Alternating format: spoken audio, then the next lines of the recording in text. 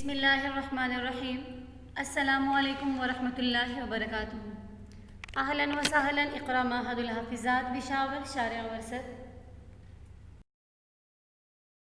جماعت عالیہ اول، مضمون ریاض الصالحین، سبق نمبر 8، باب التوبہ کی حدیث نمبر 15۔ کتاب کی طرف دیکھیں۔ وعن ابی حمزہ انس بن مالک الانصاری خادم رسول اللہ صلی اللہ علیہ وسلم رضی اللہ عنہ قال قال رسول اللہ صلی اللہ علیہ وسلم اللہ افرح بتوبۃ عبدہ من احدکم سقط علی بعیرہ وقد اضغلہ فی ارض فلاۃ، متفق علیہ۔ وفی روایت لمسلم اللہ اشد فرحا بتوبۃ عبدہ حین یتوب الیہ من احدکم کان علی راحلتہ بارض فلاۃ فانفلتت منہ وعلیہا طعامہ وشرابہ فأيس منها فأتى شجرة فاستجر في ظلها وقد أيس من راحلته فبينما هو كذلك إذا هو بها قائمة عنده فأخذ بخطامها ثم قال من شدة الفرح اللهم أنت عبدي وأنا ربك أقطع من شدة الفرح۔ ابو حمزہ انس بن مالک انصاری جو کہ نبی علیہ السلام کے خادم ہیں، وہ روایت کرتے فرماتے ہیں کہ نبی علیہ السلام نے فرمایا اللہ افرح بتوبۃ عبدہ من احدکم، اللہ تعالیٰ زیادہ خوش ہوتا ہے اپنے بندے کی توبہ سے اس شخص سے بھی زیادہ، سقط علی بعیرہ جس نے گم کر دیا اپنا اونٹ، وقد اضغلہ فی ارض فلاۃ اور پھر اس کو پا لیا ہو کسی بیاباں جنگل میں، متفق علیہ۔ وفی روایت لمسلم اور مسلم کی روایت میں ہے اللہ اشد فرحا بتوبۃ عبدہ، اللہ تعالیٰ زیادہ خوش ہوتے ہیں اپنے بندے کی توبہ سے، حین یتوب الیہ جس وقت وہ بندہ اللہ کی طرف رجوع کرتا ہے، من احدکم اس شخص سے بھی زیادہ، کان علی راحلتہ بارض فلاۃ جو اپنی سواری پر ہو کسی بیاباں جنگل میں، فانفلتت منہ پھر وہ سواری اس سے چھوٹ جائے، وعلیہا طعامہ وشرابہ اس حال میں کہ اس سواری پر اس کا کھانا اور پینے یعنی کھانے اور پینے کا سامان موجود ہوتا ہے، فأیس منہا اور وہ اس سے نا امید ہو جاتا ہے، فأتی شجرۃ فاضطجع فی ظلھا بس وہ ایک درخت کے پاس آتا ہے اور اس کے سائے میں لیٹ جاتا ہے، وقد ایس من راحلتہ اس حال میں کہ وہ اپنی سواری سے نا امید ہوتا ہے، فبینما ہوا کذالک وہ اسی حالت میں ہوتا ہے، اذا ہوا بہا قائمۃ عندہ جب وہ سواری اچانک اس کے پاس کھڑی ہوتی ہے، فاخذ بخطامہا بس وہ اس کی لگام پکڑتا ہے، ثم قال پھر کہتا ہے من شدت الفرح زیادہ خوشی کی وجہ سے، اللہم انت عبدی وانا ربک کہ اللہ آپ میرے بندے اور میں آپ کا رب ہوں، اخطأ من شدت الفرح زیادہ خوشی کی وجہ سے اس نے یہ غلطی کی۔ ابو حمزہ انس بن مالک انصاری حدیث کے راوی ہیں۔ انس بن مالک ان کے مختصر حالات: نام انس رضی اللہ عنہ، کنیت ابو حمزہ، لقب خادم رسول اللہ صلی اللہ علیہ وسلم، قبیلہ نجار، والد کا نام مالک، والدہ کا نام ام سلیم رضی اللہ عنہ بنت ملحان۔ 8 یا 9 سال کے تھے اپنی والدہ کے ساتھ مسلمان ہوئے۔ جب 10 سال کے ہوئے تو ان کی والدہ نے کہا کہ انس رضی اللہ عنہ کو اپنی غلامی میں قبول فرمائیے۔ نبی علیہ السلام نے اس کو قبول فرما لیا۔ تقریباً 10 سال حضرت انس رضی اللہ عنہ نبی علیہ السلام کی خدمت میں رہے۔ سفر اور حضر میں نبی علیہ السلام کے ساتھ ساتھ رہتے تھے۔ حدیبیہ، بیت رضوان، خیبر، طائف اور حجۃ الوداع ان سب میں نبی علیہ السلام کے ساتھ ساتھ رہے۔ حضرت انس رضی اللہ عنہ سے تقریباً 1286 احادیث مروی ہیں۔ ان کی وفات 93 ہجری میں 100 سال سے زائد عمر میں ان کا انتقال ہوا۔ اللہ افرح بتوبۃ عبدہ، اللہ تعالیٰ اپنے بندے کی توبہ سے زیادہ خوش ہوتے ہیں۔ تو اللہ تعالیٰ کا خوش ہونا ثابت ہے، یعنی خوش ہونا اللہ کی صفت ہے، تو اس کی یہ صفت ویسے ہی ہے جیسے اس کی شان جلال اور کمال کو لائق ہے۔ اس صفت کے اس بات سے یہ لازم نہیں آتا کہ اللہ تعالیٰ مخلوق کی طرح خوش ہوتے ہیں، کیونکہ مخلوق تو کہیں کامیابی ملنے پر خوش ہوتی ہے تو کہیں نقصان کے پورا ہو جانے پر خوش ہوتی ہے، جبکہ اللہ تعالیٰ کی ذات ایسی خوشی اور ایسے مواقع سے منزہ ہے۔ اسی لیے بعض لوگوں نے اس صفت میں بھی تعویل کرنے کی کوشش کی اور کہا کہ اللہ تعالیٰ خوش ہوتے ہیں، اس سے مراد اس کی رضا اور توبہ جلدی قبول کرنا ہے، جبکہ بعض حضرات نے فرمایا کہ یہ تعویل باطل ہے، کیونکہ اس طرح خالق کی صفت مخلوق کی صفت کے مشابہ ہو جاتے ہیں، جبکہ انہیں یہ معلوم ہے کہ مخلوق کی صفت خالق کے لیے محال ہے، اس لیے انہوں نے اس صفت خوشی کو معطل سمجھا اور اس صفت میں تعویل کی۔ یہ بات اچھی طرح معلوم ہونی چاہیے کہ اللہ تعالیٰ کی ایک صفت کے بارے میں کوئی بات کرنا اس کی تمام صفات کے بارے میں بات کرنے کے مترادف ہوگا۔ اللہ تعالیٰ کی صفات پر ایمان ان صفات کے وجود پر ایمان ہے، جبکہ اس کی کیفیت کے بارے میں تو معلوم ہی نہیں کہ وہ کیسے ہیں۔ اس کی ہر صفت کا علم اسے ہی ہے۔ اس طرح الفاظ کا جو مشترک ہوتے ہیں الفاظ، تو یہ ذوات کے مشترک ہونے پر دلالت نہیں کرتے، تو پھر اللہ تعالیٰ کی تمام صفات کی نفی ہو جائے گی۔ تو اس حدیث میں جو ہے کہ اللہ تعالیٰ خوش ہوتے ہیں، اب یہ خوشی اس کی اپنی شان کے مطابق ہے اور مخلوق کی خوشی ان کی اپنی حیثیت عجز کے مطابق ہے۔ لہٰذا ہم اللہ تعالیٰ کی ان تمام صفات پر ایمان لاتے ہیں جو اللہ تعالیٰ کی کتاب اور اللہ کے رسول صلی اللہ علیہ وسلم کی صحیح سنت سے ثابت ہیں۔ ہم قرآن اور حدیث سے بڑھ کر کچھ بھی نہیں جانتے اور نہ ہی ہم اس کو مانتے ہیں۔ ہم ان صفات میں تعویل نہیں کرتے، بلکہ جس طرح اللہ تعالیٰ نے اپنے لیے بیان فرمایا ہم انہیں ویسے ہی تسلیم کرتے ہیں، اور اس نے اپنے بارے میں جس چیز کی نفی فرمائی ہے ہم اس کی نفی کرتے ہیں، اور جس چیز کے بارے میں سکوت فرمایا ہے ہم بھی اس کے بارے میں سکوت اختیار کرتے ہیں۔ تو یہ صرف سنت سے ثابت ہے، لہٰذا سنت کا حکم قرآن کے حکم کی طرح ہی واجب اتباع ہے، یعنی اللہ تعالیٰ کی شان کے لائق جس طرح ہے کمائی لیق بھی شان ہی، تو ہم اسی طرح اس پر ایمان لاتے ہیں۔ اللہم انت عبدی وانا ربک اخطأ من شدت الفرح، کہ اللہ تو میرا بندہ ہو میں تیرا رب ہوں۔ انتہائی خوشی کے عالم میں غلطی سے اس نے یہ جملہ کہا، حالانکہ صحیح جملہ تو تھا کہ وہ کہتا انا عبدک وانت عبدی وانت ربی۔ تو اس جملے میں یہ بتانا مقصود ہے کہ اللہ تعالیٰ بندے کی توبہ سے حد درجے خوش ہوتے ہیں۔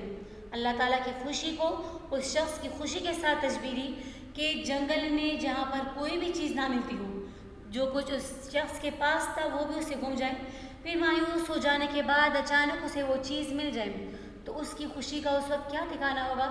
اس سے بھی زیادہ اللہ تعالیٰ خوش ہوتے ہیں کہ جو گناہ کر کے توبہ کرے، اللہ تعالیٰ کی طرف رجوع کرے۔ تو مثال کے ذریعے بات زیادہ اچھی طرح سمجھ میں آ جاتی ہے، اس لیے نبی علیہ السلام نے مثال کے ذریعے سے اللہ کی خوشی کو بیان فرمایا۔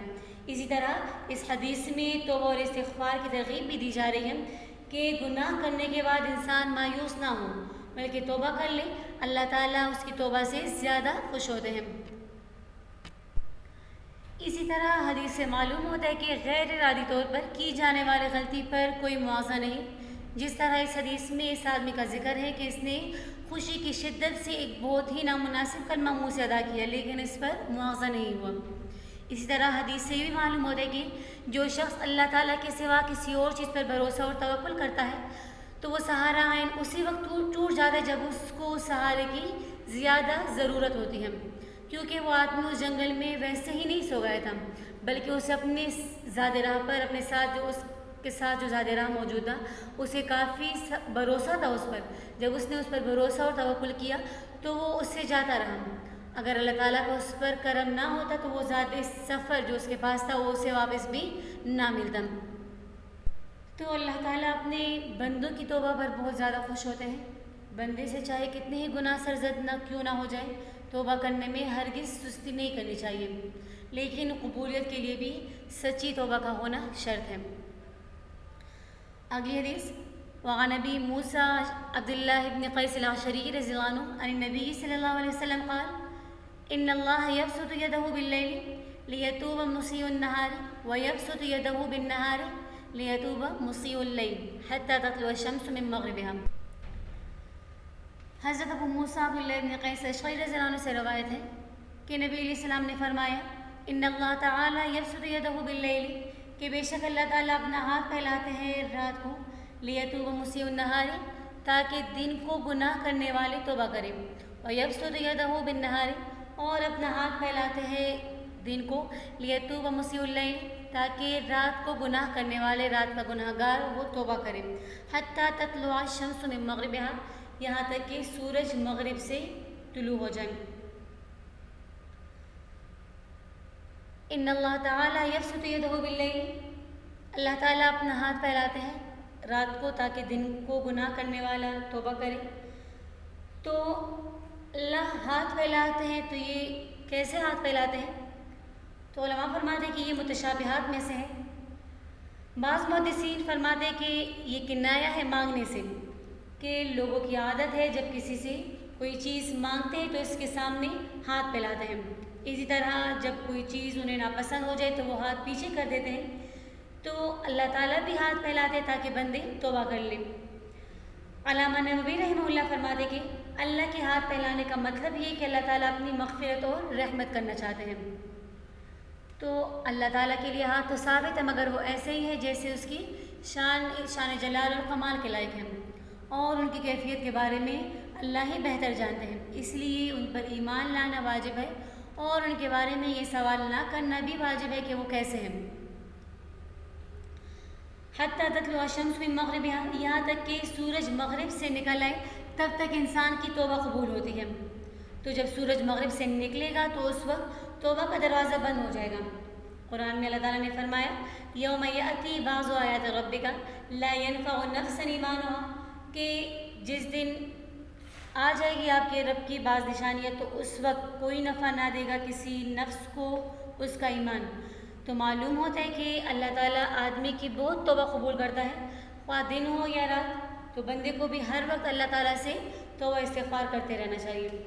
اس طرح حدیث سے اللہ تعالیٰ کے حلم و بردباری کا بھی علم ہوتا ہے کہ گناہ کرنے کے بعد فوری طور سے اللہ تعالیٰ اس گناہ پر انسان کی پکڑ نہیں فرما دے، اور نہ ہی اس بندے پر عذاب نازل فرما دیں، بلکہ اللہ تعالیٰ اس کی توبہ کے قبول توبہ کا انتظار فرماتے ہیں کہ کب میرا بندہ توبہ کرے گا، اور توبہ کرنے کے بعد میں اس کے گناہ معاف فرما دوں۔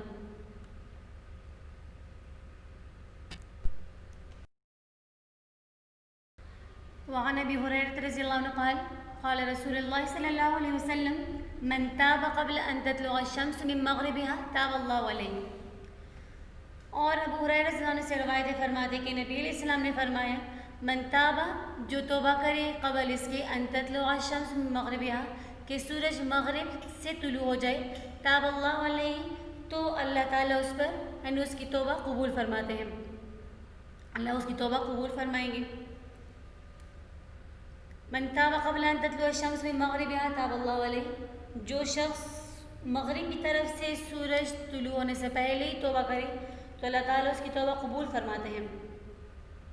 تو قیامت سے پہلے کچھ نشانیاں ظاہر ہوں گی، جن میں سے ایک بہت بڑی نشانی سورج کا مغرب سے طلوع ہونا ہے۔ تو یہ نشانی ظاہر ہوتے ہی توبہ کا دروازہ بند ہو جائے گا، اب کسی کی توبہ قبول نہ ہوگی، جو کافر ہے وہ کافر ہی رہے گا، اور جو مسلمان ہے وہ مسلمان ہی رہے گا۔ اللہ تعالیٰ فرما دیں گے یوم یأتی بعض آیات ربک لا ينفع نفسا ایمانها لم تکن آمنت من قبل، کہ جس دن تمہارے رب کی وہ ایک نشانی آئے گی تو کسی نفس کو ایمان لانا کام نہ دے گا، یعنی اس کا ایمان لانا کام نہ دے گا سوائے اس کے جو پہلے ایمان نہ لائی تھی ان کو کوئی فائدہ نہیں ملے گا۔ تو علامہ نووی رحمہ اللہ فرما دیں کہ یہ توبہ قبول ہونے کی حد ہے، اور صحیح حدیث میں ہے کہ توبہ کا دروازہ کھلا ہوا ہے، اور جب تک توبہ کا دروازہ بند نہ ہو تو توبہ قبول ہوتی رہے گی، اور جب سورج مغرب سے طلوع ہوگا تو یہ دروازہ بند ہو جائے گا، اور جس نے اس سے پہلے توبہ نہ کی ہوگی اس کی توبہ قبول نہیں ہوگی۔ اس طرح توبہ کی دوسری شرط یہ کہ غرغرہ یعنی وقت نظر سے پہلے وہ توبہ کر لیں، کیونکہ حالت نظر میں توبہ قبول نہیں ہوتی، اور نہ ہی اس وقت پھر وصیت نافذ ہوتی ہے۔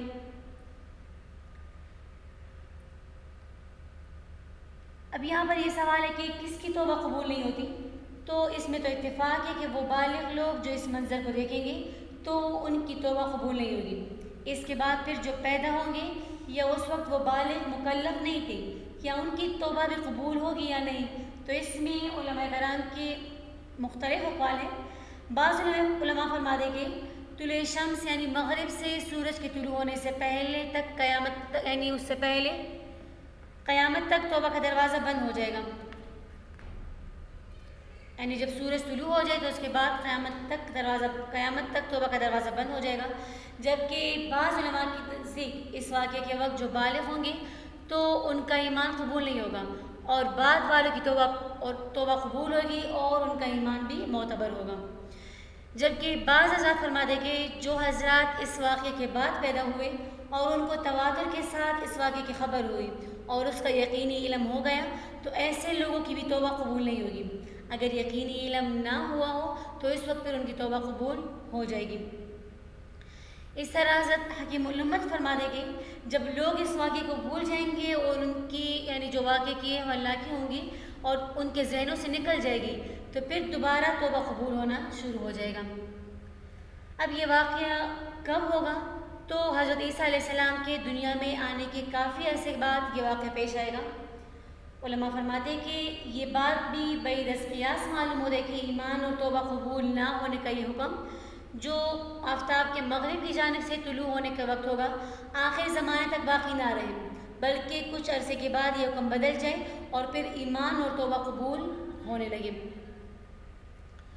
تو سورج کے مغرب سے طلوع کرنے میں حکمت کیا ہے؟ تو علامہ قرطبی رحمہ اللہ فرماتے کہ کافر اور نجومی لوگ آخر تک اس کے منکر رہے، یعنی سورج کے مغرب سے نکلنے کے، اور کہتے تھے یعنی وہ کہتے رہے کہ سورج کا مغرب سے نکلنا ممکن ہی نہیں۔ تو اللہ تعالیٰ ایک دن سورج کو مغرب سے نکال کر ان بے دینوں اور قدرت الہی کے منکروں کو دکھائیں گے کہ اللہ تعالیٰ ہر چیز پر قادر ہے اور اس کی مرضی چاہے وہ سورج کو مشرق سے نکالے یا مغرب سے نکالے۔ تو اللہ تعالیٰ کا کرم بہت ہی وسیع ہے کہ گناہ گار کو ہر وقت اپنے کرم کے سائے میں لینے کو تیار ہے۔ کوئی آنے والا ہو، بندہ چاہے کتنا ہی گناہ گار کیوں نہ ہو، اس سے توبہ کرنے میں دیر نہیں کرنی چاہیے اور نہ ہی اللہ تعالیٰ کی رحمت سے مایوس ہونا چاہیے۔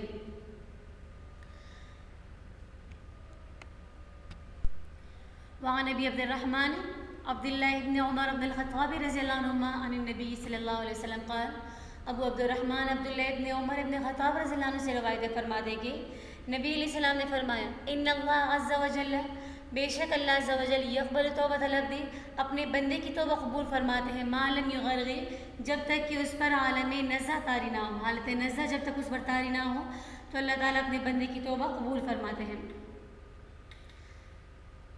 علامہ مولا علی قاری رحمہ اللہ فرماتے کہ اللہ تعالیٰ بندے کی توبہ اس وقت تک قبول فرماتے ہیں جب تک کہ روح بالکل حلق میں نہ آ جائے، یعنی جب تک موت کا یقین نہ ہو جائے۔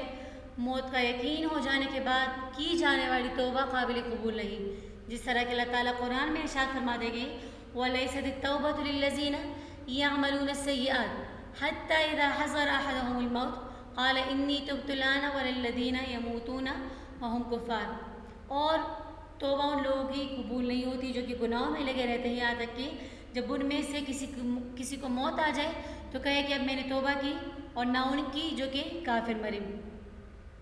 تو ابن عباس رضی اللہ عنہ فرماتے کہ موت کے حاضر ہو جانے سے مراد ملک الموت کو دیکھ لینا ہے، اور یہ حکم یعنی اکثریت کی بنیاد پر ہے کیونکہ بہت سے لوگ انہیں نہیں دیکھ پاتے اور بہت سے لوگ انہیں موت سے پہلے دیکھ لیتے ہیں۔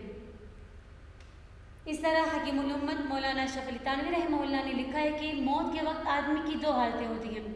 پہلی حالت اس کو حالت یاس کہا جاتا ہے، یعنی انسان ظاہری اسباب کے درجے میں زندگی سے مایوس ہو جاتا ہے، مگر اس وقت اس پر عالم برزخ کے احوال وغیرہ منکشف نہیں ہوتے۔ اس وقت بالاتفاق مسلمان اور کافر دونوں کی توبہ قبول ہوتی ہے۔ دوسری حالت اس میں عالم برزخ کے حالات اس پر منکشف ہونے شروع ہو جاتے ہیں اور اس کو فرشتے وغیرہ نظر آنے لگتے ہیں، تو اس حالت میں اب توبہ قبول نہیں ہوگی۔ تو حدیث میں اسی دوسری حالت کا بیان ہے۔ اس طرح حدیث میں ترغیب دی جا رہی ہے کہ آدمی سے جب گناہ ہو جائے تو فوری طور سے توبہ کر لے، ایسا نہ ہو کہ موت کا وقت آ جائے پھر وہ توبہ کر لے تو توبہ ہی قبول نہ ہو۔ تو حقیقت میں یہ ہے کہ بندے کی ابدیت کا تقاضا یہ ہے کہ اول تو وہ جان بوجھ کر اپنے معبود کی نافرمانی اور گناہ نہ کرے، اور اگر نادانی سے گناہ سرزد ہو بھی جائے تو خالق کے قہر اور غضب سے ڈرے اور فوراً توبہ کرے، اللہ تعالیٰ کی طرف رجوع کرے۔ تو علماء فرماتے ہیں کہ نظر کی حالت میں جب موت کے فرشتے نظر آ جائے تو اسے غرغرہ کہتے ہیں۔ اس وقت کفر سے توبہ قبول نہیں، کیونکہ ایمان کے لیے ایمان بالغیب ضروری ہے، اور اب غیب مشاہدے میں آ گئے یعنی دیکھ لیا گیا، اس لیے ڈوبتے وقت فرعون کی توبہ بھی قبول نہ ہوئی۔ اس لیے گناہ کرنے کے فوراً بعد ہی اللہ سے توبہ کرنا چاہیے اور اب آئندہ نہ کرنے کا پختہ عزم اور ارادہ بھی کریں۔ الحمدللہ رب العالمین۔ السلام علیکم ورحمۃ اللہ وبرکاتہ۔